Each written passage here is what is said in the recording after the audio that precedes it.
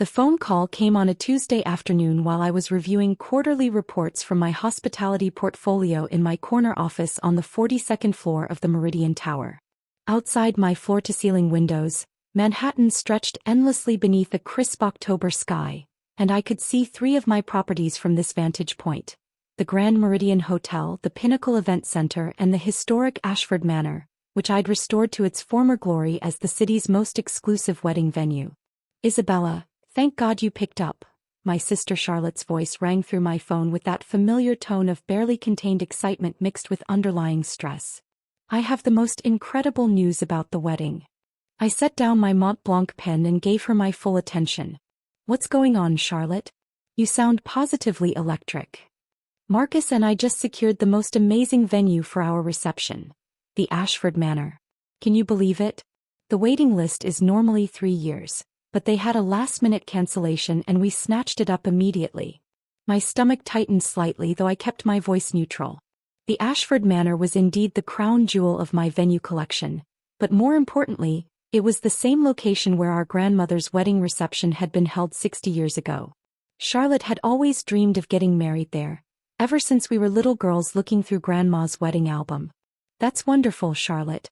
Grandma would be so happy knowing you're getting married in the same place she did." "I know, right? It's like a fairy tale come true.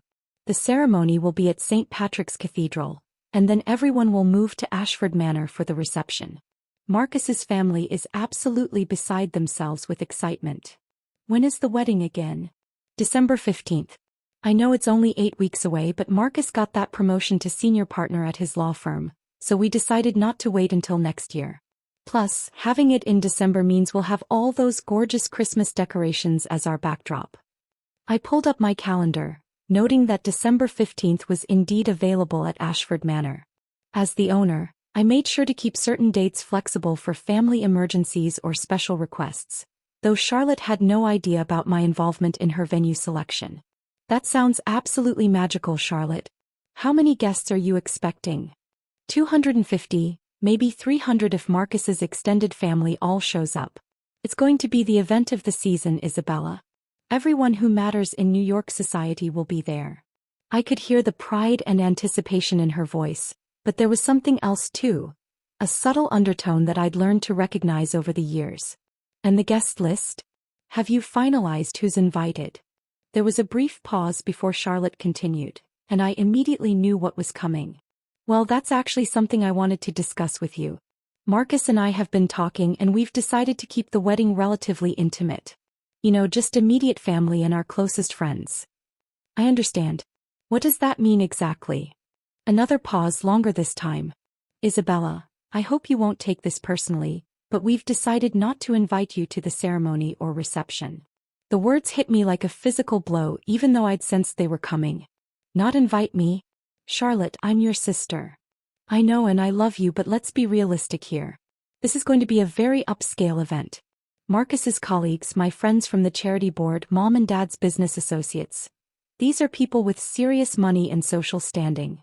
And you work at that little bookstore in Brooklyn, Isabella.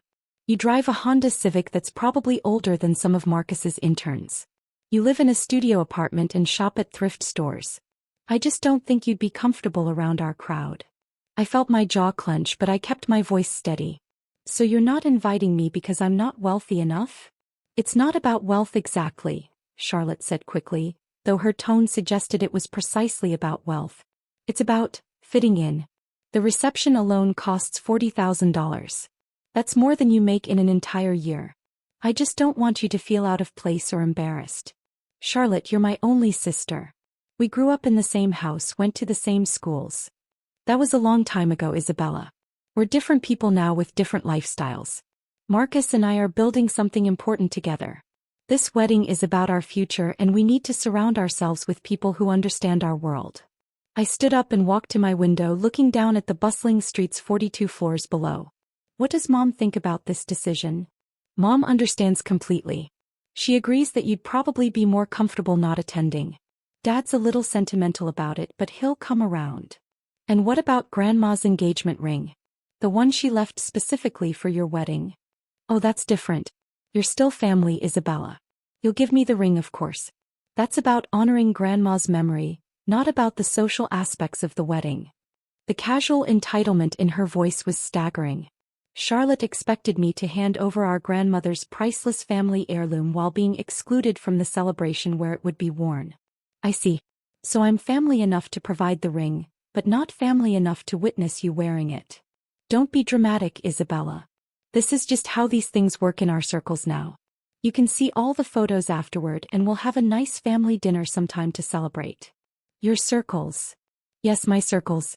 Marcus is a senior partner at Whitmore Davidson and Associates. I'm on the board of 3 different charities. We summer in the Hamptons and winter in Aspen. That's our reality now. I walked back to my desk and pulled up the Ashford Manor booking system on my computer. Charlotte's wedding was indeed scheduled for December 15th, with a deposit of $25,000 already paid. Charlotte, can I ask you something honestly? Of course. Do you actually believe I can't afford your wedding venue, or are you just using that as an excuse? She laughed and the sound was sharp and dismissive. Isabella, be serious. You can't even afford your own wedding venue, let alone mine. The Ashford Manor costs $40,000 just for the venue rental, not including catering, flowers, or anything else. That's more money than you see in 2 years. And you're certain I can't afford it?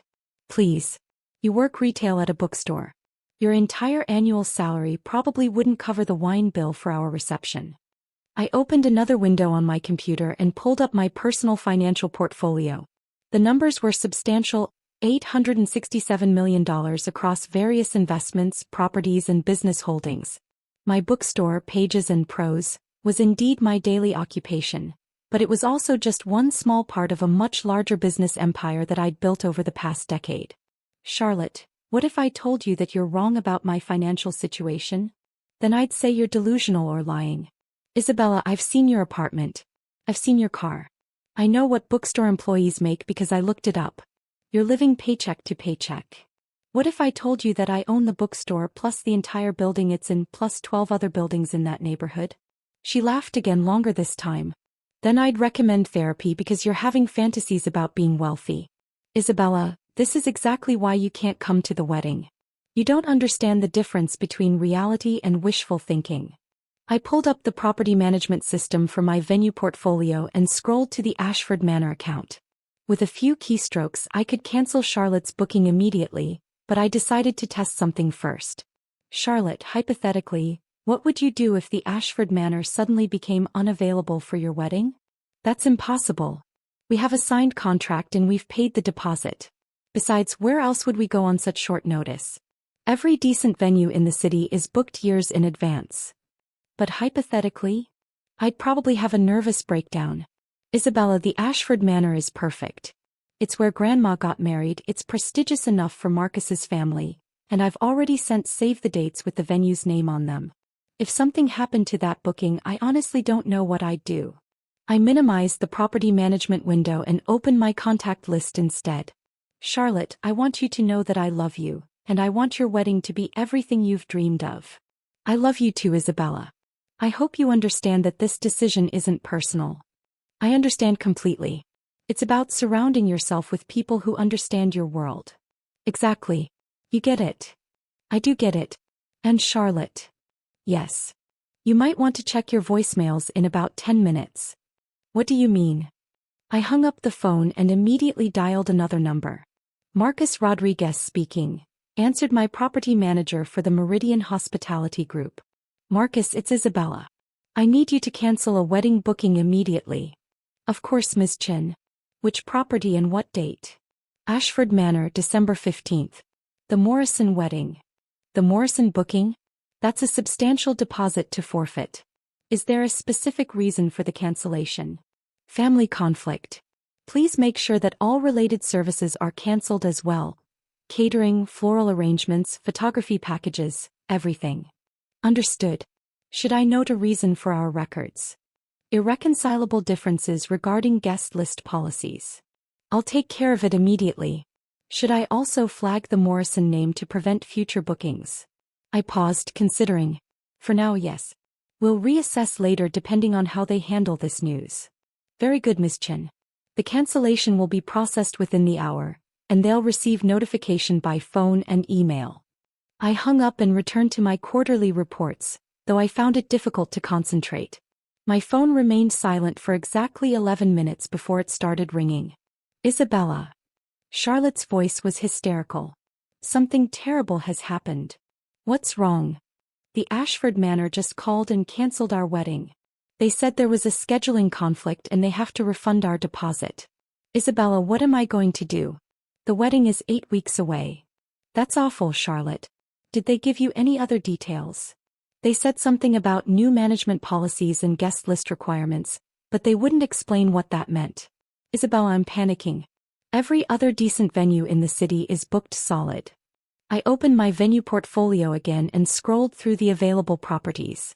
I own 17 different event spaces throughout New York, ranging from intimate garden settings to grand ballrooms. Have you considered looking outside Manhattan? Sometimes the outer boroughs have hidden gems. Marcus will never agree to Brooklyn or Queens. His family would be mortified. Isabella, we need somewhere prestigious, somewhere that makes a statement. What about the Grand Meridian Hotel?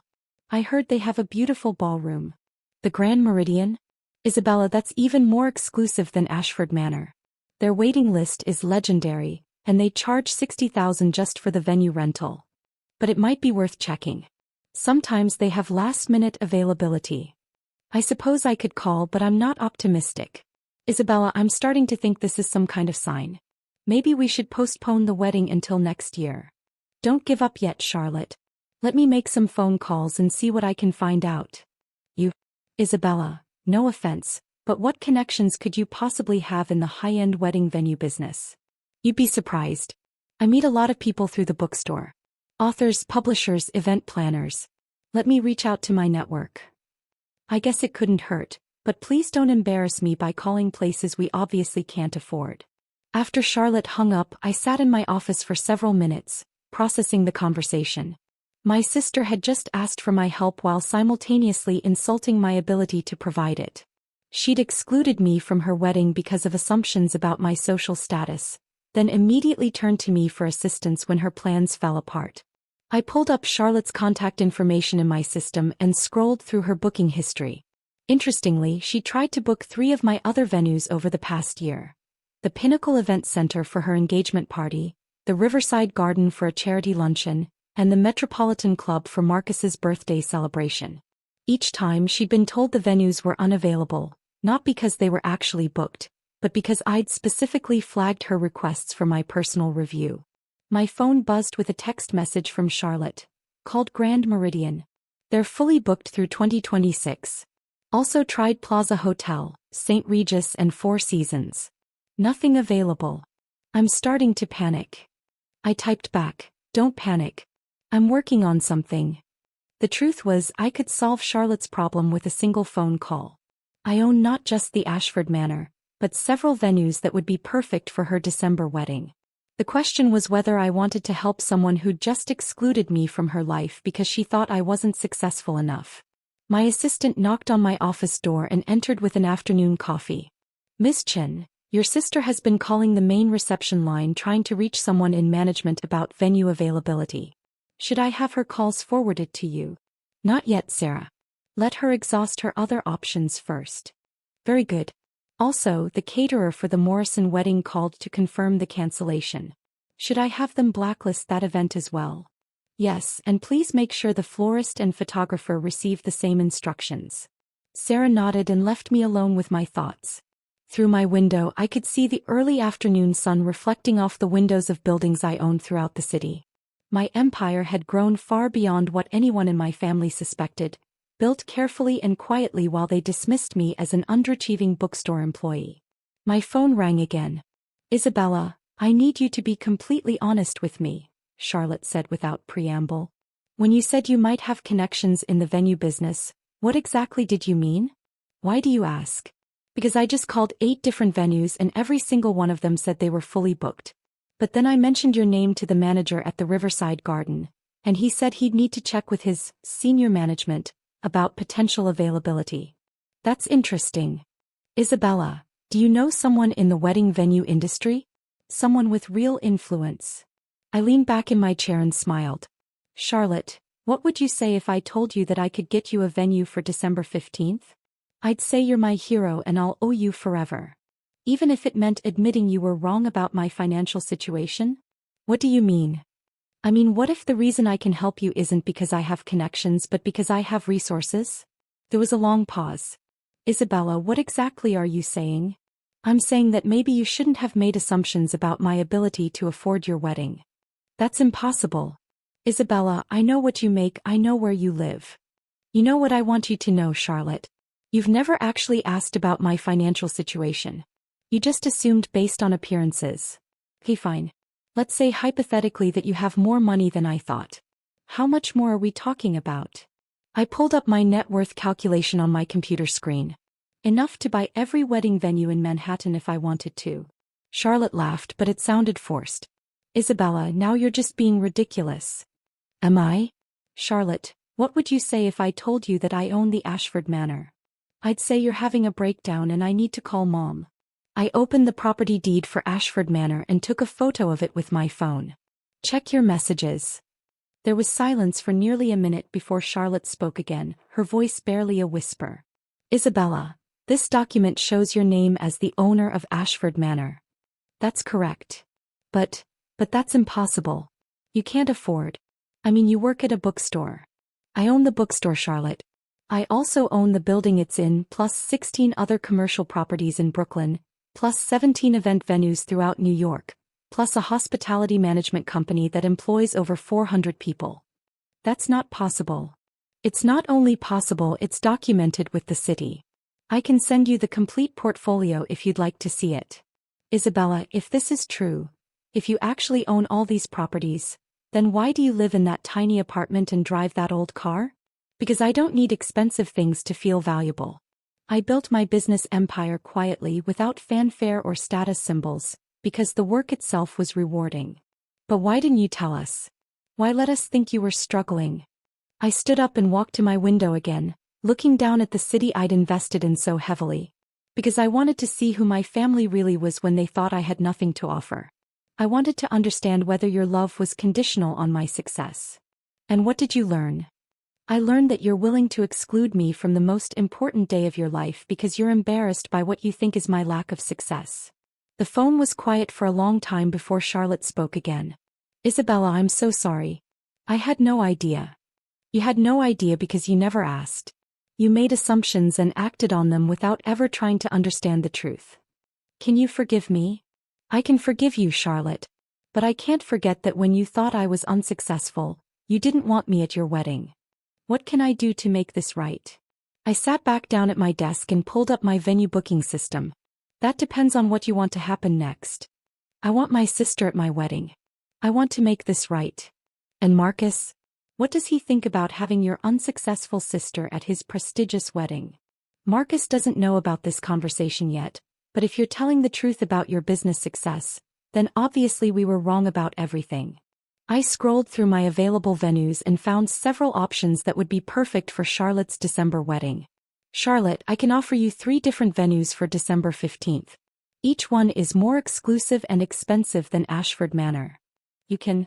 Oh my God, Isabella, that would be amazing. But there are conditions. Anything.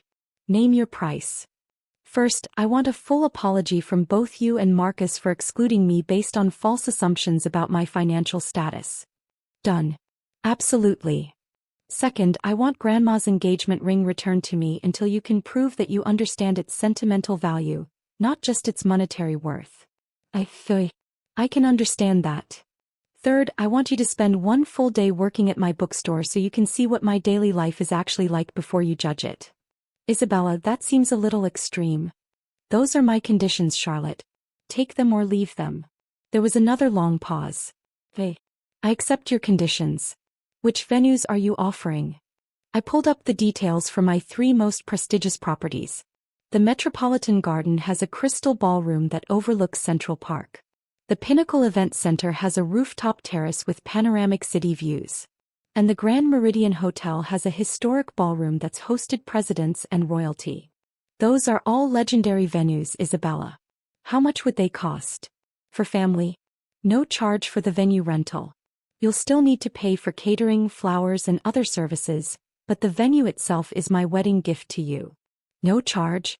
Isabella, these venues must rent for tens of thousands of dollars. They do. But you're my sister, and despite everything that's happened, I want your wedding to be beautiful. I could hear Charlotte crying softly. Isabella, I don't deserve this. I've been horrible to you. You made a mistake based on incomplete information. People do that. The question is whether you'll learn from it. I will. I promise I will. Isabella, can I ask you something? What? Why did you build all this in secret? Why not share your success with the family? I looked around my office, at the awards on the walls from hospitality industry organizations, at the photos of properties I'd renovated and restored, at the architectural plans for future developments spread across my conference table. Because I wanted to build something meaningful, not something impressive. I wanted to create spaces where families could celebrate the most important moments of their lives. The success was never about proving myself to anyone. And now I've learned that my family's love was more conditional than I hoped, but less conditional than I feared. What do you mean? I mean that you excluded me when you thought I was unsuccessful, but you're including me now that you know I'm not. That tells me something important about your values. Isabella, I know I messed up. How can I prove that I love you for who you are, not what you own? I smiled, feeling some of the tension in my chest finally ease. Start by coming to Brooklyn tomorrow afternoon. I'll show you the bookstore, we'll have coffee, and you can tell me about your wedding plans. The real ones, not the status-driven ones. I'd like that. And Charlotte. Yes. Bring Marcus. If he's going to be your husband, he needs to understand that family is more important than social status. I will. Isabella, thank you. For the venue, for forgiving me for everything. You're welcome. But Charlotte. Yes. If you ever exclude me from your life again because you think I'm not successful enough, you'll find out exactly how much influence I actually have in this city. After I hung up, I sat in my office watching the sunset paint the city in shades of gold and orange. My phone buzzed with text messages from Charlotte, including photos of her engagement ring and promises to make everything right. Tomorrow she'd come to my bookstore and see that success doesn't always look like what people expect. She'd learn that I'd built an empire not by chasing status symbols, but by creating spaces where families could come together and celebrate love. And on December 15th she'd get married in one of my venues, surrounded by family who finally understood that worth isn't measured by appearance, but by the love and respect we show each other. The sister who'd excluded me from her wedding because she thought I couldn't afford it would be walking down the aisle in a venue I owned, wearing a ring I'd temporarily returned to her, celebrating a love that had taught both of us something important about the difference between wealth and worth. And for the first time in months, I was genuinely excited to be her maid of honor.